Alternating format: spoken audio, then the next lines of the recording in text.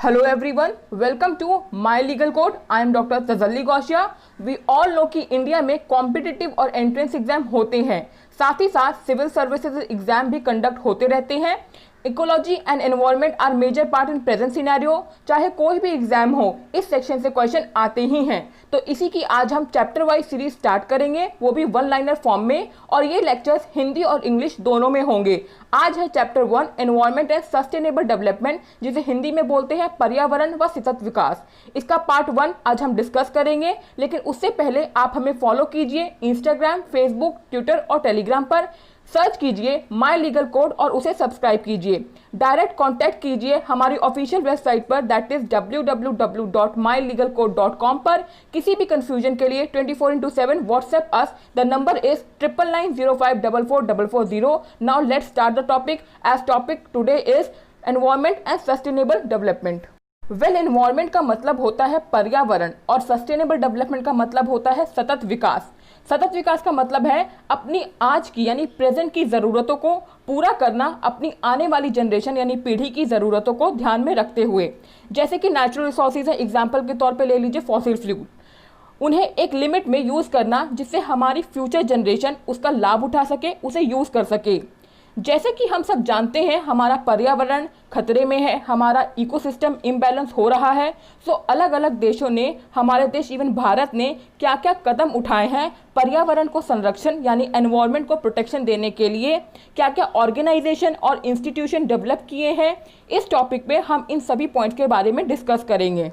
सबसे पहले देखते हैं एनवायरनमेंट की परिभाषा, डेफिनेशन क्या होती है. वेल, एनवायरनमेंट को बहुत तरह से डिफाइन किया जा सकता है, जैसे कि the sum total of biotic and abiotic components that surround and influence an organism.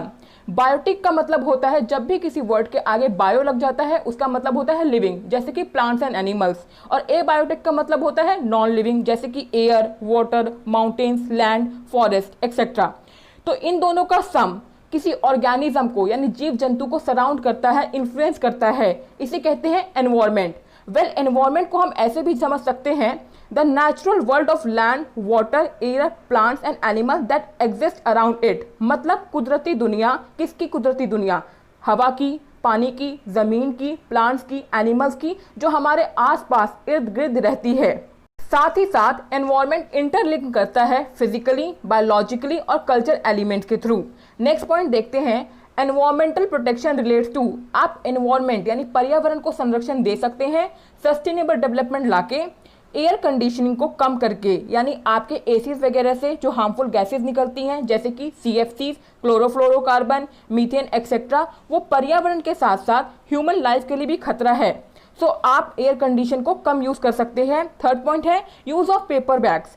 आप पॉलीथीन बैग्स की जगह पेपर बैग्स यूज़ कर सकते हैं, क्योंकि पॉलीथीन एक नॉन बायोडिग्रेडेबल पॉल्यूटेंट है जो आसानी से नष्ट या डिस्पोज नहीं हो सकता है. नेक्स्ट पॉइंट है the environment protection act of India was enacted in. Well, हमारी भारत सरकार द्वारा, गवर्नमेंट ऑफ इंडिया द्वारा एनवायरनमेंट के संरक्षण के लिए एक एक्ट, एक अधिनियम बनाया गया. उसे नाम दिया एनवायरनमेंट प्रोटेक्शन एक्ट या एनवायरनमेंट प्रिवेंशन एक्ट. वो 1986 में आया था. बहुत ही इंपॉर्टेंट क्वेश्चन है. नेक्स्ट पॉइंट देखते हैं, environment is a composite state of.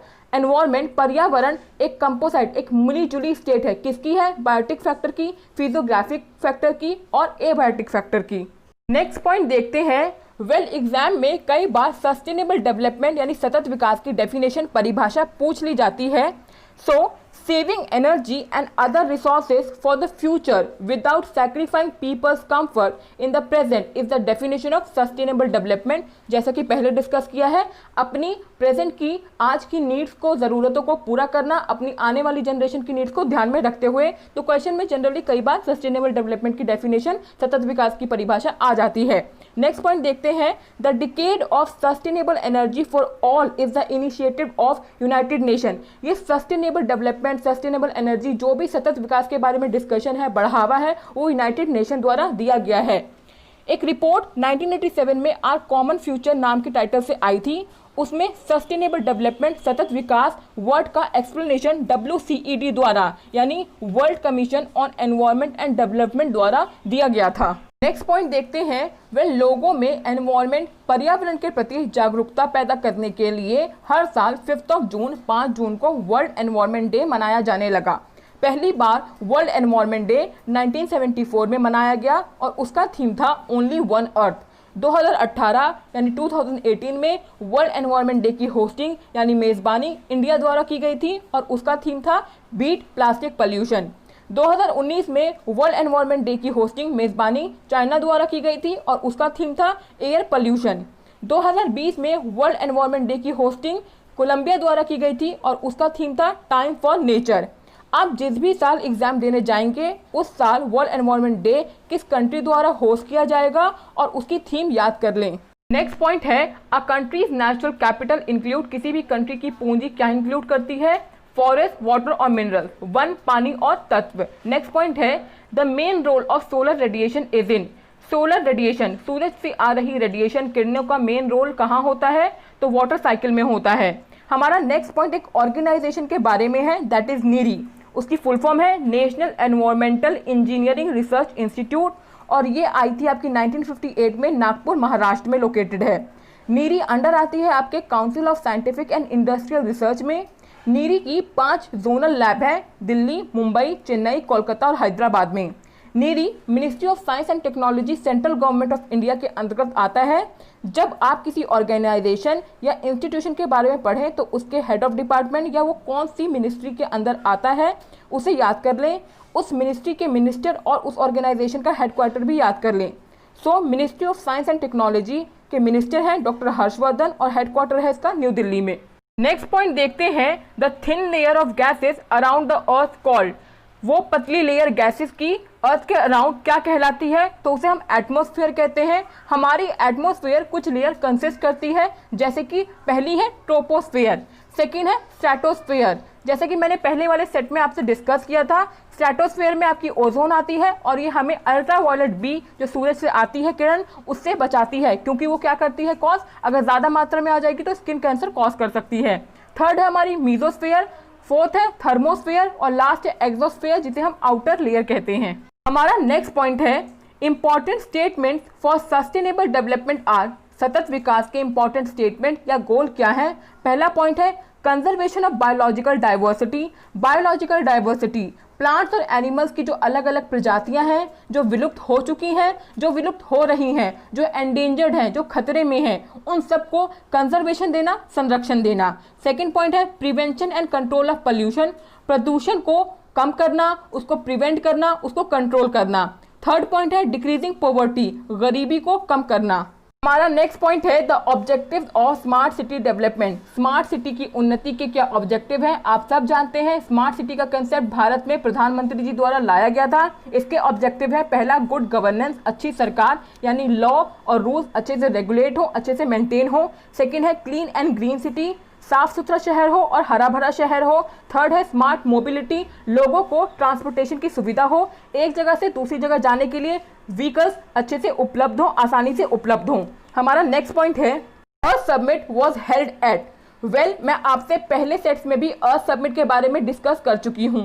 Earth summit एक इंटरनेशनल समिट है जो एनवायरनमेंट यानी पर्यावरण की प्रॉब्लम्स को सॉल्व करती है, उसके प्रोटेक्शन और डेवलपमेंट यानी उन्नति के लिए काम करती है। पहली बार अर्थ समिट 1992 रियो दी जेनेरियो ब्राजील में हुई थी। अर्थ समिट की प्रोग्रेस और उसके एनवायरनमेंट प्रोटेक्शन में क्या प्रभाव पड़े इसे देखने के लिए फिर 5 साल बाद कॉन्फ्रेंस हुई जिसे अर्थ समिट +5 बोला गया। ये 23 से 27 जून 1997 न्यूयॉर्क में हुई। फिर ऐसे ही हर 5 साल और 10 साल बाद कॉन्फ्रेंस होती गई जिसे रियो +10 और रियो +20 बोला गया। रियो नाम इसलिए पड़ा क्योंकि ये कॉन्फ्रेंस पहली बार रियो दी जेनेरियो ब्राजील में हुआ था। रियो +10 समिट जोहानिसबर्ग 2012 और रियो +20 समिट 2012 में again Rio de Janeiro Brazil में हुई थी। रियो +20 डिक्लेरेशन का टाइटल था the future we want. Next point देखते हैं, international conference held in Rio de Janeiro in 1992 was. जितनी भी इंटरनेशनल कॉन्फ्रेंस हुई थी रियो दी जेनेरियो में, अर्थ समिट की जो भी कॉन्फ्रेंस हुई थी वो अंडर आती है आपकी United nation conference on sustainable development के। नेक्स्ट पॉइंट देखते हैं, air is a mixture. Well, element क्या होता है जो सिंगल फॉर्म में मिलता है, जैसे हाइड्रोजन, कार्बन, नाइट्रोजन। कंपाउंड क्या होता है जब दो एलिमेंट आपस में मिल जाते हैं, जैसे carbon monoxide, carbon dioxide, H2O, water.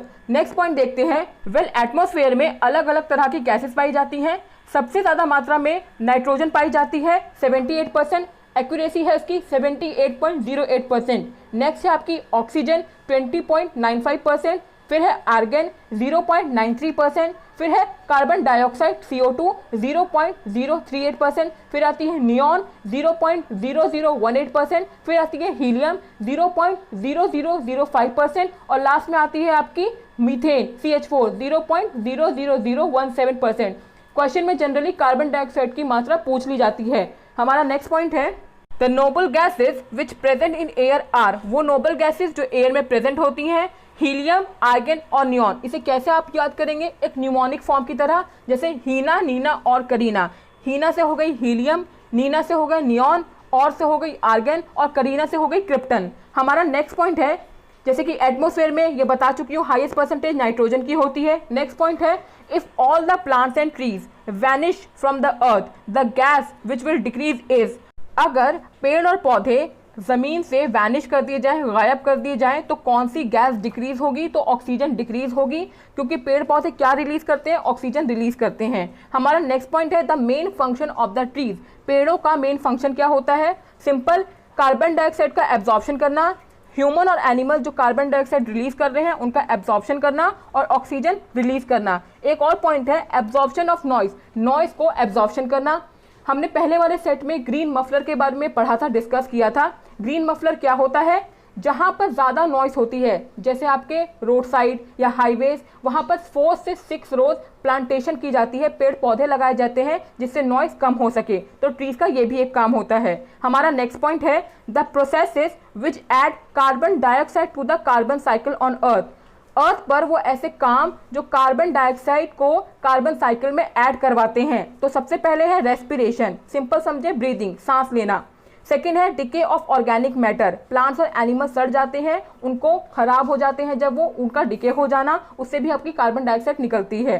Third है वोल्केनिक इरप्शन, ज्वालामुखी का फटना। जब ज्वालामुखी फटता है, वोल्केनिक इरप्शन होता है, तब ट्रिमेंडस अमाउंट ऑफ एनर्जी, यानी बहुत ज़्यादा मात्रा में एनर्जी निकलती है और CO2 निकलता है, जो कि कार्बन साइकिल में एड ऑन हो जाता है। हमारा नेक्स्ट पॉइंट है, the concept of weathering relates to. Weathering का कंसेप्ट क्या बतलाता है, ये एक नेचुरल प्रोसेस है, कुदरती प्रोसेस है, जो कि डिकम्पोजिशन ऑफ रॉक्स को तोड़ देता है, डिसॉल्व कर देता है। हमारा नेक्स्ट पॉइंट है, वर्ल्ड मेट्रोलॉजिकल ऑर्गेनाइजेशन के बारे में। ये क्या करता है, ये प्रोवाइड करवाता है, उपलब्ध करवाता है इंटरनेशनल कोऑपरेशन, यानी अंतर्राष्ट्रीय सहयोग। क्यों, डेवलप करने के लिए, यानी कि उन्नति करने के लिए, उसका विकास करने के लिए, मेट्रोलॉजी का विकास करने के लिए, उसकी एप्लीकेशन का विकास करने के लिए। मेट्रोलॉजी क्या होती है, वो होती है स्टडी ऑफ एटमॉस्फेयर, एटमॉस्फेयर की स्टडी। जब भी किसी वर्ड के पीछे लॉजी लगता है उसका मतलब होता है स्टडी, और ये फोकस करती है वेदर फोरकास्ट में और क्लाइमेट में।